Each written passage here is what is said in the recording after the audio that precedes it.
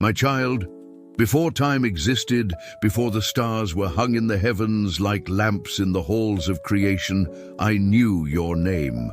Your days were written in my book before you had lived even one. It is not by chance that your eyes fall upon these words now. This is a meeting appointed from eternity. You have been seeking signs, haven't you? You've looked to the sky expecting thunder when I speak in the whisper of the wind. You've searched for grand displays when I am in the silence of your room, waiting for you to simply perceive me. As I said to the prophet Elijah, I am not in the powerful wind that shatters the rocks, nor in the earthquake, nor in the fire, but in the gentle whisper that speaks to your heart. 1 Kings 19:11-13. Many of my children spend their entire lives seeking me in stone temples when I dwell in the temple of your heart. They seek me in complex rituals when I am in the simplicity of a moment of gratitude. They wait for extraordinary miracles when the greatest miracle is your next breath, given by me. If this message has found you today, it was not a coincidence. It was a calling, an invitation to a deeper journey. Just as I called Samuel when he was but a boy in the temple, 1 Samuel 3:1-10, I am calling your name now. If you feel a stirring as you read these words, if something within you resonates with this truth, it is because my spirit is touching yours. Pause for a moment. Breathe deeply. Feel my presence enveloping you right now. Share in the comments if you have ever felt my voice in unexpected moments of your life. Your story may be the beacon that guides another of my children lost in the storm. And if you are not yet subscribed to this channel, do so now. There are more messages I need to deliver to your heart in the days to come. My child, I know every tear you have shed in the darkness when you thought no one was watching. I saw when you smiled on the outside while your heart bled on the inside. I have been there in every sleepless night, in every desperate prayer, in every moment you questioned whether I truly existed or if I cared. You have walked through valleys of the shadow of death. You have faced giants that seem invincible to your eyes. You have carried burdens that were never designed for your shoulders. As my servant David wrote, even though I walk through the valley of the shadow of death, I will fear no evil, for you are with me. Psalm 23:4. But you have wondered, where is God in this valley? Let me tell you a truth that will transform your perspective. The valleys are not punishments. They are passages. They are not destinations. They are journeys. Just as I led the Israelites through the wilderness before the promised land, sometimes I need to lead you through barren places to prepare your heart for the blessings that are to come. Remember the widow of Zarephath? When all she had was a handful of flour and a little oil, I multiplied that small amount until the rain returned. 1 Kings 17:8-16. When Elijah fled to the desert, certain that he was alone and defeated, I sent ravens to feed him. 1 Kings 17:4-6. When 5,000 were hungry, I transformed 5 loaves of bread and 2 fish into abundance. Matthew 14:13-21. What seems like scarcity in your eyes is only the setting for my miracle. What seems impossible in your logic is only the stage for my intervention. What seems like defeat in your story is only the prelude to my victory. Your deserts are not to destroy you, but to detoxify you from the Egypt that still lives in your heart. Your trials are not to break you, but to break the chains that bind you. Your battles are not to defeat you, but to show you that victory does not come from your strength, but from my grace. My child, you have looked at your life through the lenses of fear, comparison, and scarcity. You have measured your worth by the standards of a broken world. You have believed the lies that the enemy whispers in your moments of weakness. Today, I invite you to a transformation of perspective, to see as I see, to perceive what I perceive when I look at you. When I look at you, I do not see your failures. I see my masterpiece in progress. I do not see your scars. I see testimonies of overcoming that are yet to be told. I do not see your limitations. I see jars of clay that carry heavenly treasures. 2 Corinthians 4:7. As the potter works the clay, I have been working in your life. Every pressure, every shaping, every passage through the fire has a purpose, not to destroy, but to form, not to punish, but to perfect. As it is written, we are the clay, you are the potter. We are all formed by your hand. Isaiah 64:8. You have looked at your problems and seen them as insurmountable mountains.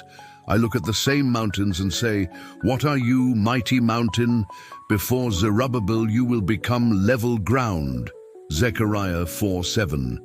What seems impossible in your eyes is only an opportunity for my power to manifest. If you have felt my transformative touch in your life, share in the comments how your perspective has changed. Your testimony may be exactly what another of my children needs to hear today. And if you have not yet subscribed to this channel, do so now. There are revelations I wish to share with you in the coming messages. Remember Moses at the Red Sea. Before him, waters impossible to cross. Behind him, a relentless army. In human eyes, a hopeless situation. But in my eyes, only the perfect setting for a miracle that would be told for generations. Exodus 14. Just as I turned water into wine at the wedding in Cana, I can turn your tears into testimony. John 2:1-11. Just as I raised Lazarus after 4 days, I can resurrect dreams that you have already considered dead and buried. John 11. Just as I fed multitudes with a boy's lunch, I can multiply the little you have until it overflows in abundance. John 6:1-14. My child, you are not here by accident. Your life is not a random sketch in the notebook of existence. You are a letter written by me, destined to be read by the world.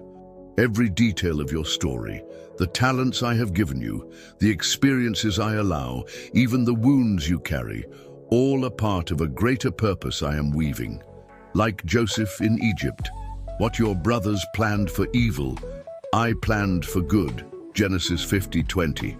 The pits of rejection, the prisons of injustice, the years of oblivion, all were the path to the palace. Not so that Joseph could rule with pride, but so that he could save with purpose. Many of my children spend their entire lives asking why, when they should be asking what for. It's not about understanding every detail of the process, but trusting in the purpose of the potter. As I said through the prophet Jeremiah, for I know the plans I have for you, declares the Lord, plans to prosper you and not to harm you, plans to give you hope and a future. Jeremiah 29:11. Your purpose is not just about what you do, but about who you become. It's not just about achieving goals, but about reflecting my glory. It's not just about building an earthly legacy, but about expanding my eternal kingdom. Just as Esther was placed in the palace for such a time as this. Esther 4:14. You have been positioned exactly where you are for a divine purpose.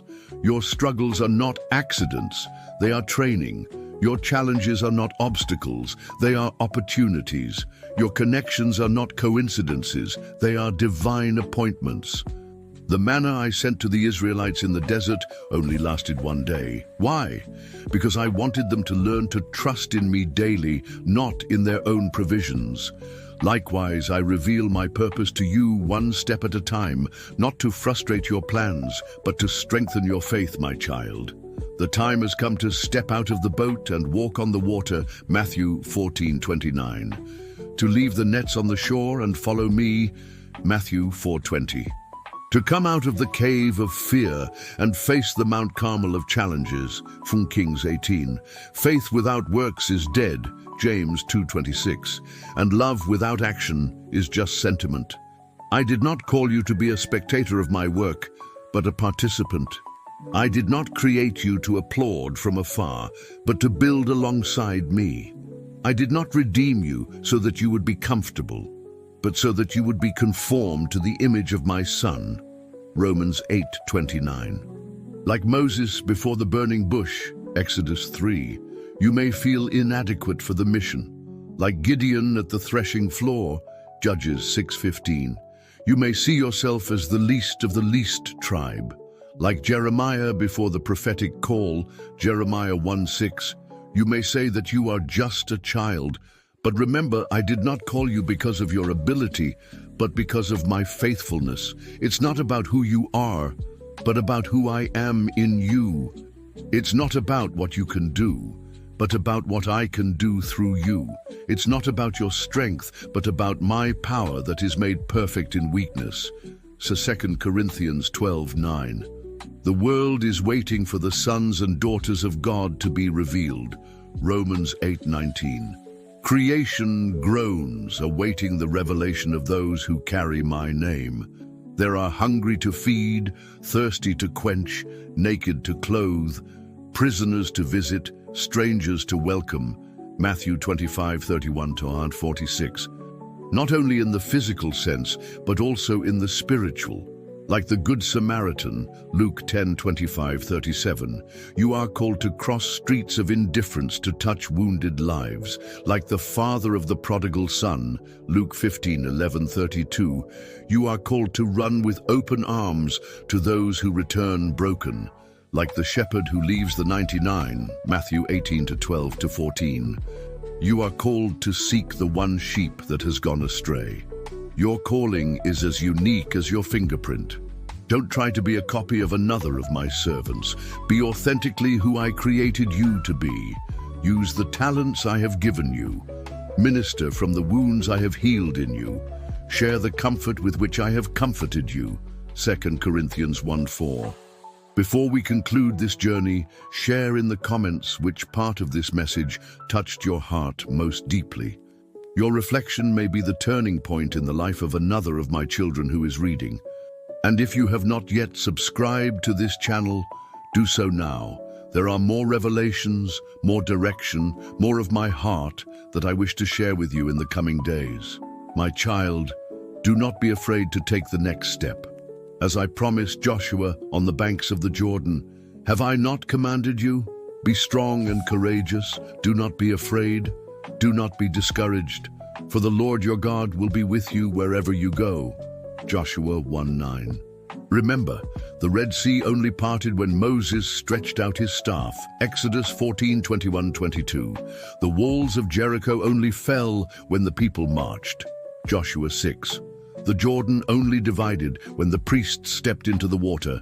Joshua 3:15-17. Your obedience activates my supernatural power. Today is the day of decision, not tomorrow. Not when you feel ready, not when the circumstances are perfect. Now, at this moment. As I said through the prophet Isaiah, now is the time of God's favor, now is the day of salvation. 2 Corinthians 6:2, quoting Isaiah 49:8.